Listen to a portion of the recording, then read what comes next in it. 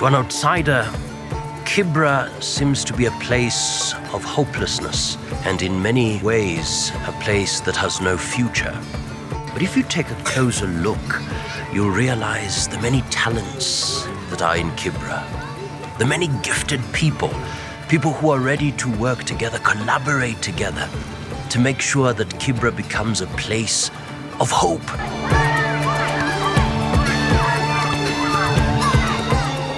And you'll also get to meet the individuals therein who are determined to collaborate, to work together, to see that this place becomes a place of hope, a place that has a future, and a place that produces authentic leaders who can take destiny in their own hands. Whether it is Kibera, whether it's homelessness in Pretoria, whether it's human trafficking in Delhi, but how do we build movements of hope that show that there is an alternative and that people actually can, in a sustainable way, get out of those situations and find the flourishing life that Jesus came for. Whatever challenges or opportunities that emerges from this community, the solutions must be driven by the people themselves. Everybody has a role to play if we have to be transformational in the different areas that we are serving. These are the teachers, the collaborators, the pastors, all the children of Kibera working together. These are Kibera's points of light, determined to make sure that Kibera claims its place not only in Kenya, but Africa and beyond.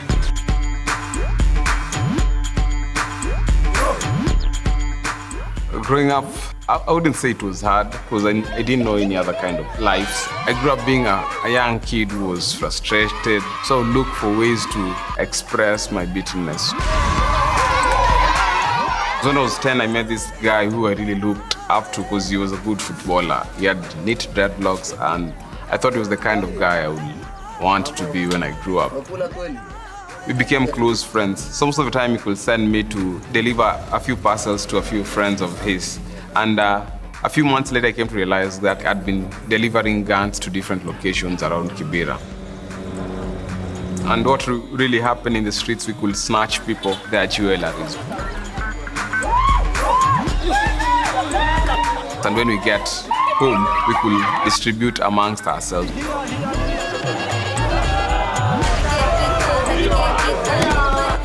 So basically that was the kind of life I had to live after high school. Then along the way, two of my friends died. The guys I used to steal with, they were killed in a mob justice.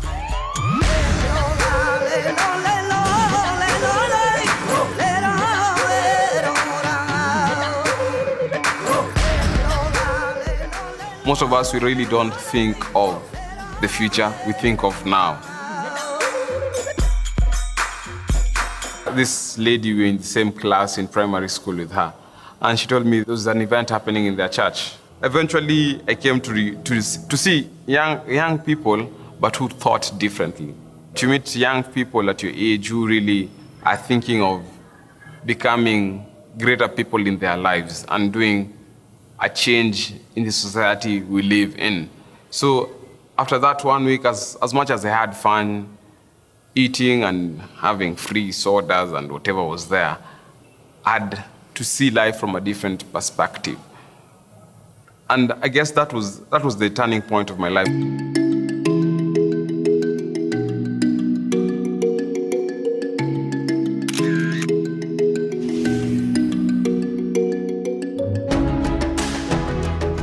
In the past, we've had many voices speaking for Kibera, but unfortunately, some of those voices have not spoken accurately. But this one man, Biko, decided to give Kibera an authentic voice. It took a process before God putting it into me that I'll use photography to be able to speak to people about slums. But the images which you'll see, and they'll speak volumes into your life. And that's how I ended up doing slum photography. And my biggest prayer is that every image that I take, it's able to speak to someone and is able to change your perspective about other people's lifestyle.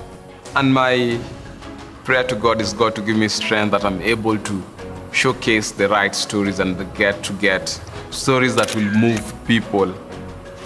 And they see the importance of investing their time and being able to be associated with this place.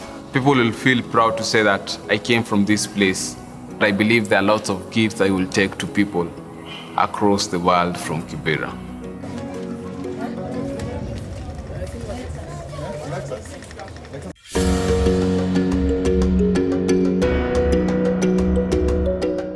The whole story of Little Rock started way back in 2000 when I got an opportunity to visit Kibera slum.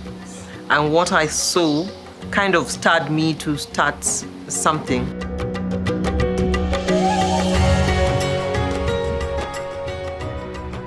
From the beginning, I told myself that I would give these kids the best because I never saw any difference between the children I was having in my house and the ones I met here when I came to volunteer in Kibera. It's possible for someone to settle for less, especially when they're surrounded by scarcity. But that's not Lily's story. And when you look at her life, she doesn't just have a calling, she has a passion to transform. Small things like praying before eating, cleaning your hands after you've come from the washroom. They know you're not supposed to throw your rubbish. Those small etiquettes, those little things have trained our children to be very, very responsible, both at school and at home. Our niche is early childhood education, so we prepare the children for 3 years. The third year, they graduate and they transition to public primary schools. Since the time we started, we've had 556 children transitioning to primary school. Last year, we had the highest number of kids graduating to primary school. We had 73. The driving force is to see as many children transformed as possible. And you see that especially in the way she's able to mix children with special needs and the community, and together they form a light. When we see the smiles in the children, we are motivated to keep working hard. Hope is knowing that you are not in this alone, that there is a higher divine purpose for me as an individual and for the children I work with.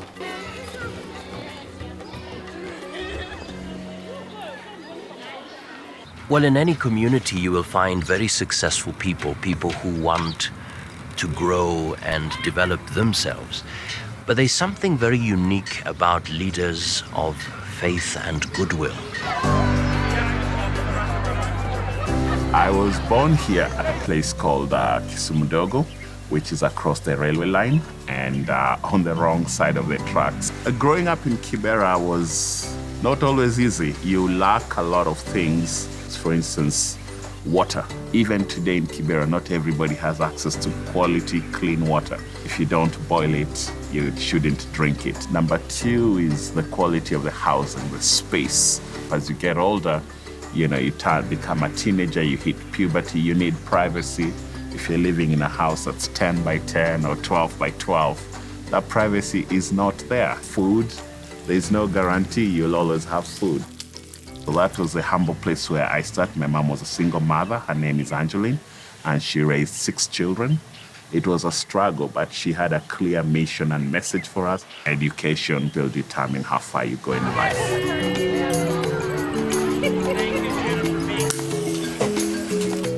I wanted to study very hard and to empower myself through education and to get opportunities to go beyond Kibera through education. So I had to start studying hard, and whether you're studying by candlelight, whether you're studying by paraffin lamp, it's smoky, and it's very bad for children. For me, it affected my eyes, and I think it's Bernard Shaw or Kipling who says, of all the things in the world, there is nothing worthy of praise and honor as a good school.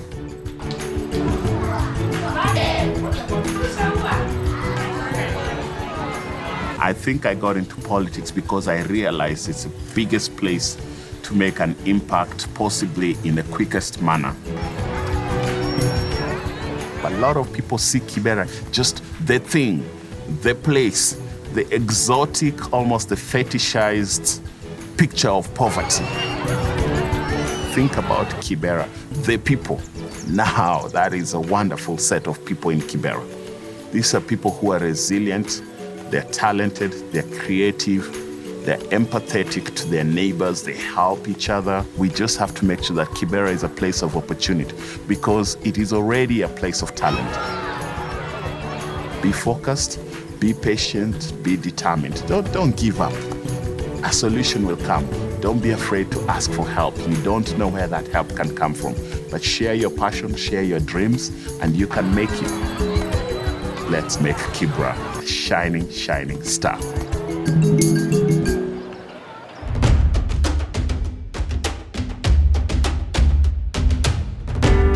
The reason why we've got corruption, we have inequalities, we have people who are poor, it's because the church, which is supposed to be the salt and light of this nation, is just not doing its role. Prayer is not enough. We pray for miracles. But it's not enough. It's not enough. You pray and preach, now you must do. Faith without action is dead. For example, when we were developing this community service center, we needed somebody to do the engineering drawings. An engineer for the church did that. We need somebody else to do the marketing. A marketing expert from the church did that. As a church, about 2 years ago, we began a season of asking ourselves, how can we engage more intentionally with the community that we belong to here in Kibera? The project that we set out to do was around the word wealth. It was basically water and sanitation, education, to engage in access to finance and to be able to give them opportunities where they can become financially sustainable, to be able to uplift their livelihoods. That's L. And then T is technology and infrastructure, and H is health. To be involved in it as a church is nothing short of a deep privilege that God has given us to be part of this community. One of those projects is located in Sarangombe Ward. It's a place where people go and use the toilet, get a shower, and where they can also get clean water. I can't help but think of the many little girls who are growing up, and one day they will be faced with the reality of nature's call. And the question is there hope for those who cannot afford to handle that season? Yes, there is hope. One team has said, we will come up with a way that is innovative and at the same time sustainable.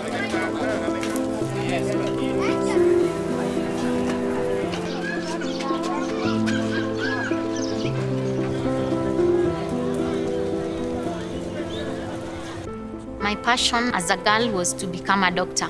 But since my periods were getting in my way, spending my days because I was menstruating was really a lonely journey. My mama left me when I was very young, so when I started my menstruation, she was not there like to tell me or to guide me on what to do. Some girls, they don't attend school because of the periods. That means that you're going to miss school like 5 days every month. Every time your menstruation comes, you are going to be just inside the house like you are sick because you can't go outside. In Kenya, it is very normal. You're told to have boyfriend and then he can give you money to buy the pads. So you'll just have to maybe sleep with the boy and then he will give you money to buy the pads. And that is very risky for a girl because if you get pregnant, there is no going on in school. Wait! My dream, my passion is to become a doctor.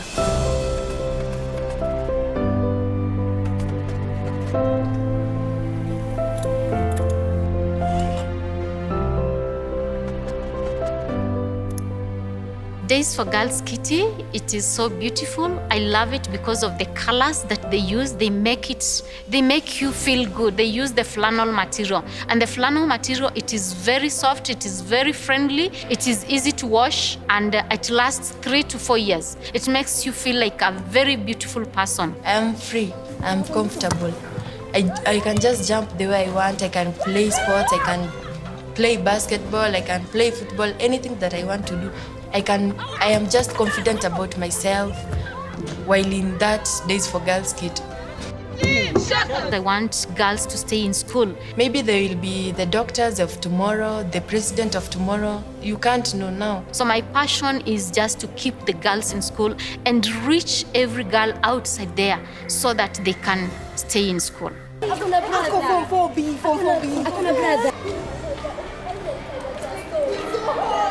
You know, when you think of a dump site, the only thing that comes closer to it is death. But can you turn a dump site into a life site?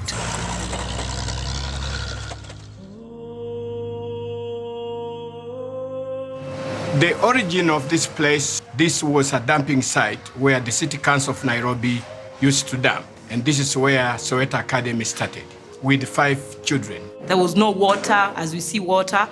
Sewage was passing through. It was not a kind place to be. The whole thing was to get education to the children and also get them fed because they were eating from the garbage. Our vision is to get these children be self-sustaining in the future so that they can grow food and bring and feed the cities instead of building more slums. And education is the key.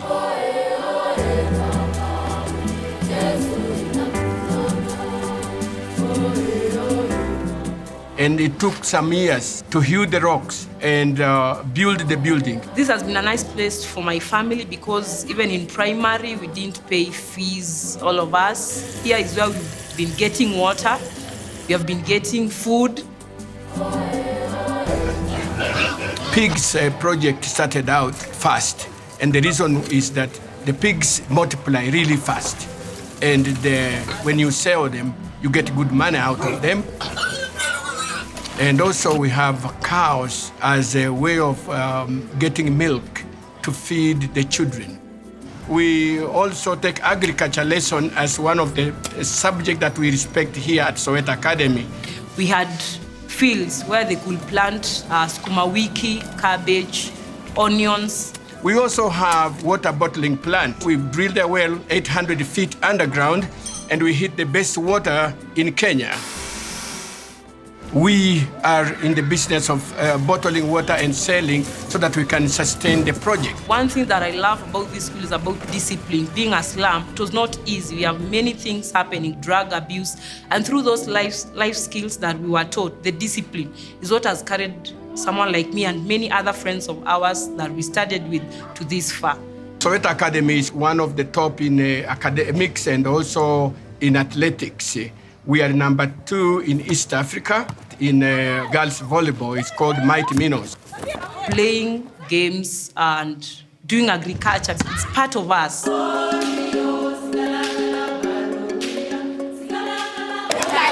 All these students that were here are changing the community, they're changing the country to be a better place for everyone. And that's what we all want. We want people who are there to serve one another and to love one another. Me together with my fellow students, who some of them are working in different organizations, banks, others are outside this nation. My prayer is that the knowledge we got, we shall impact. It is our prayer that we shall give back. You could be in the slum, but the slum should not be in you. Kenya is not a poor country. Kenya just needs, people that have a vision, who can be creative.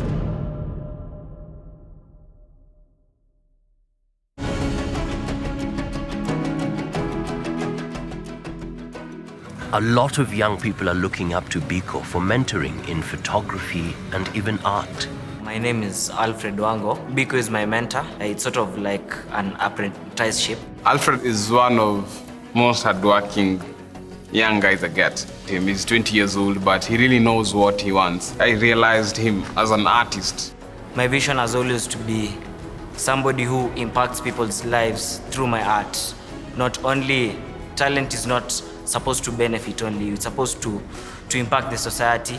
And my vision is to help people through my art, my photography, that I may touch people's lives.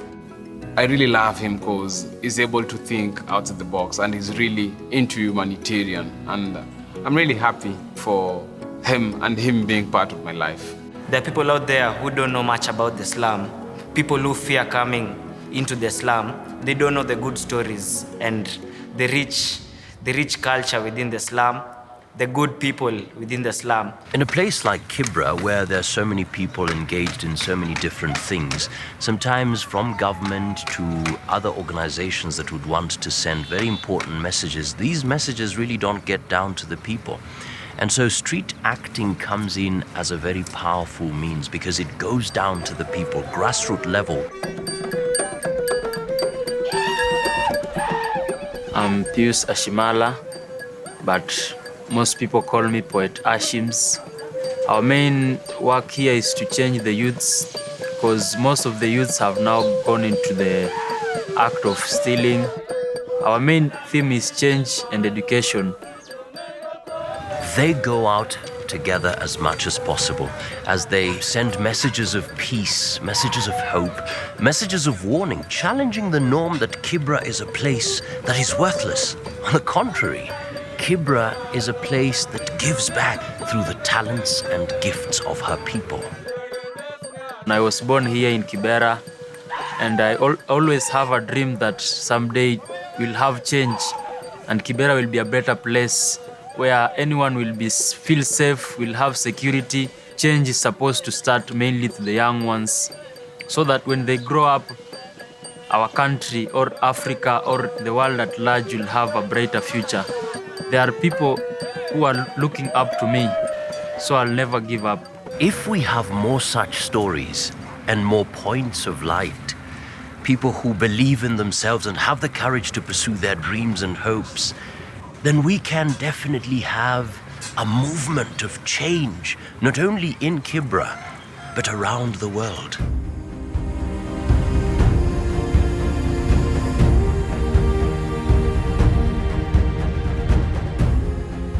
Our deepest fear is not that we are inadequate.